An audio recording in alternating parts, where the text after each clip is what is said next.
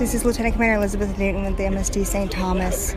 Just want to let all of our friends and family and loved ones know that we are safe, that we're taking care of ourselves, and we're helping take care of St. Thomas as a whole.